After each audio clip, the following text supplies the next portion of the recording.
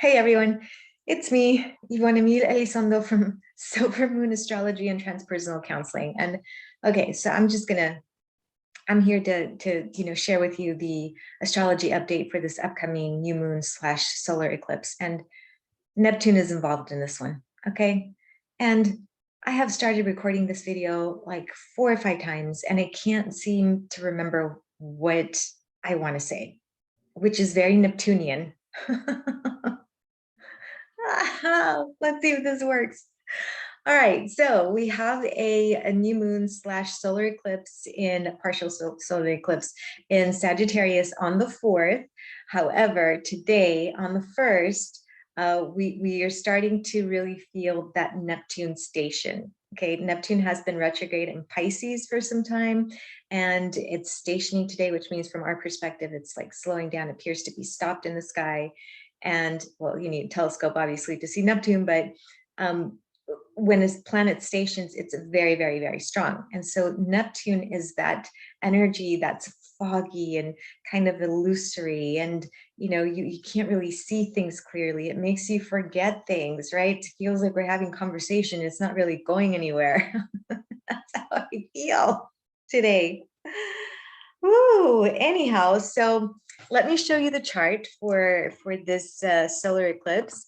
And as I show you the chart, I'm going to tap into some other areas that are going to potentially be highly influential for this eclipse. So from my perspective, see, very Neptunian. It's like those thoughts just kind of come and they kind of go out today. All right, so the eclipse on Saturday, December the 4th, occurs about 1:42 a.m. Central Standard Time. So obviously in our, here in the States, we're probably not going to see it because the sun is not shining at 2 in the morning. So here's the chart. Here's the solar eclipse / new moon. Mercury is involved in this. It's relatively close to this. It's happening in Sagittarius.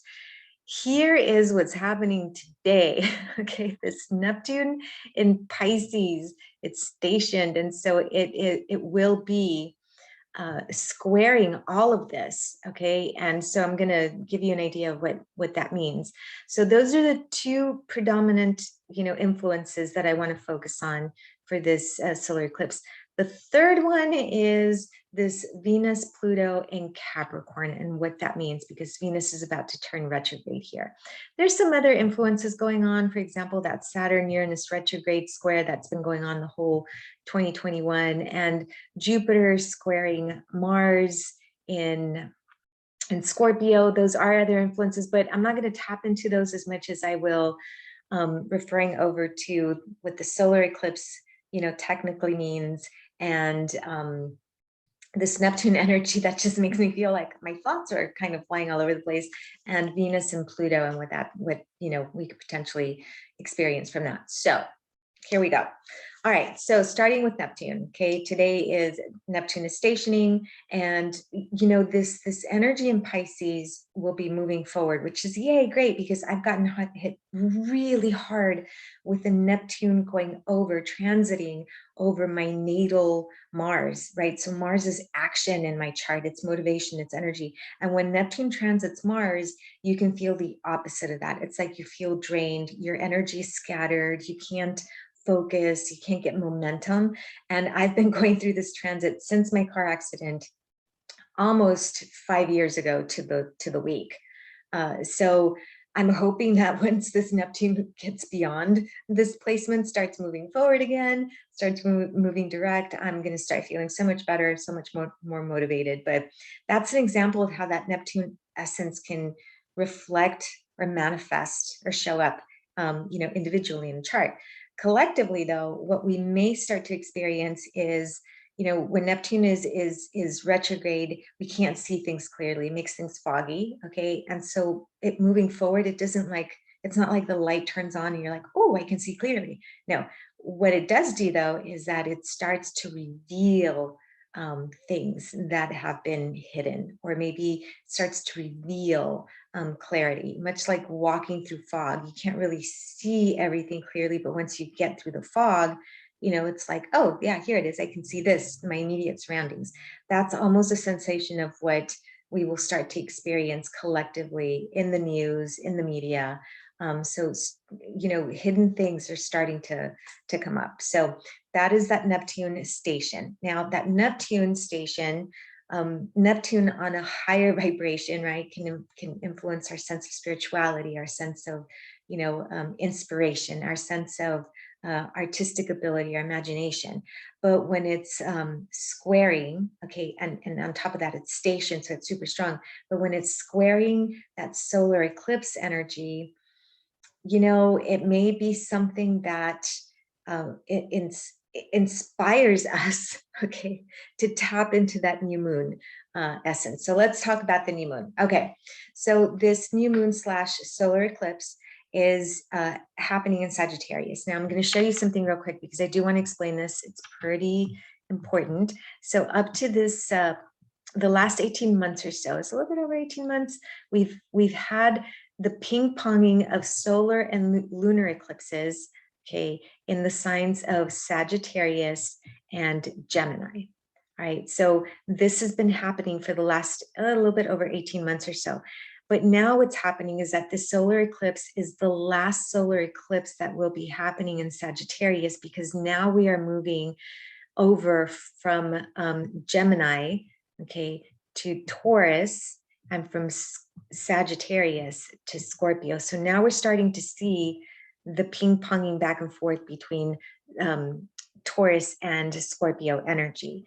So what does this mean for you? Okay, this is the last eclipse in Sagittarius. So my suggestion would be, you know, go back 18 months, okay, when we had that that initial Sag Gemini ping back and forth, and see what was going on about 18 months ago, because you're going to be asked, hey, this is a culmination of whatever was started 18 months ago. This is a culmination of it.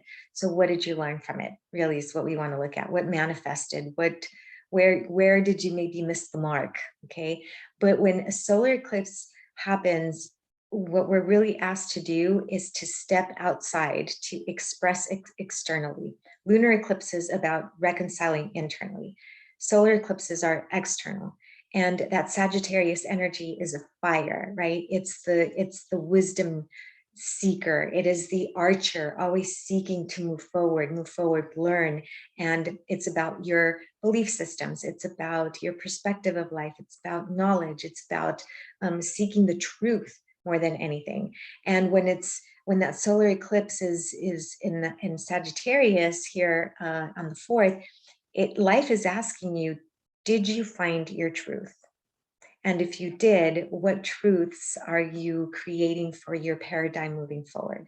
If you didn't find your truths, where was it that you got blocked? Okay, so that's really what this essence of this solar eclipse new moon energy is in Sagittarius. Now, from a new moon perspective, it's an opportunity to start another 30-day cycle, right? So in Sagittarius, it might be about, what truths am I missing, right? What truths did I not see? Because that Neptune influence is making things pretty foggy.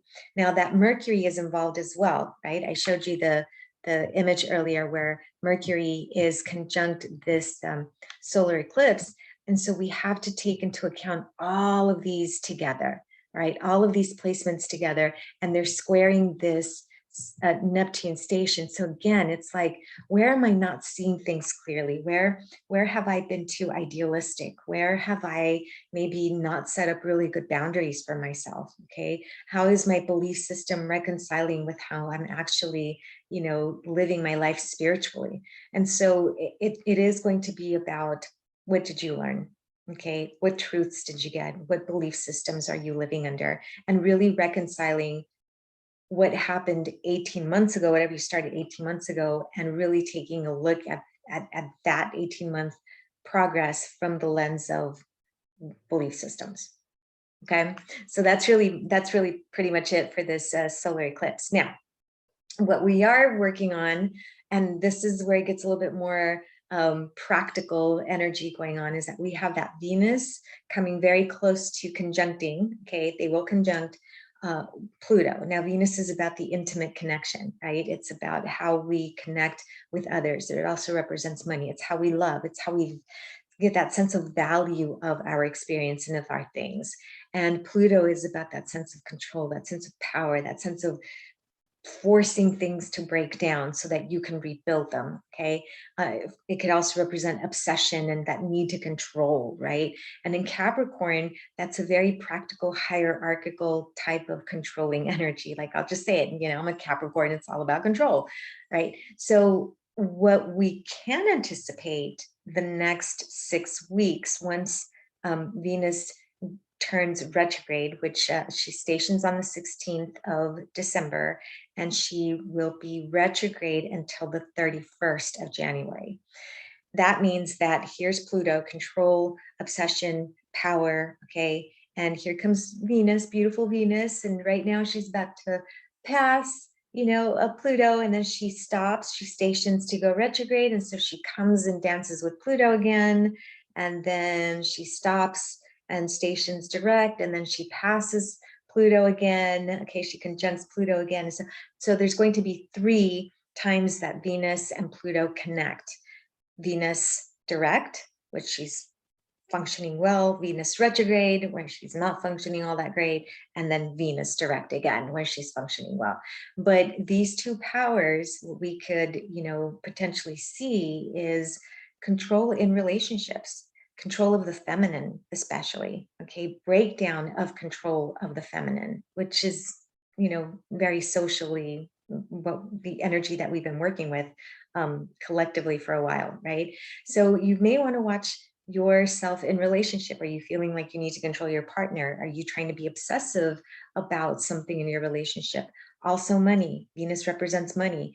Are you feeling that there's a lack of power when it comes to money? Are you being maybe you're holding on too tightly to the power of money, or maybe using money as a source of power? It could also mean a breakdown in finances, or if you tap into it correctly, then it could be an enhancement, a significant enhancement of finances. So, but this Venus is very practical. So this isn't something that's going to be like an explosion, because Capricorn is not an explosive energy.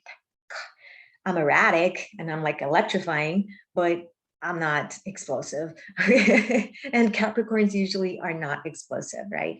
They're more practical in nature. So you may find that your relationships during this time, or your approach to relationships, becomes more, you know, from a practical lens, like, maybe my love language isn't to show drama and show affection, okay, but maybe my love language is gifts and acts of service, which are a much more practical approach for Venus. So that's a lot, guys, okay, and this is just in the first 2 weeks oops, this is just in the first 2 weeks of December, okay.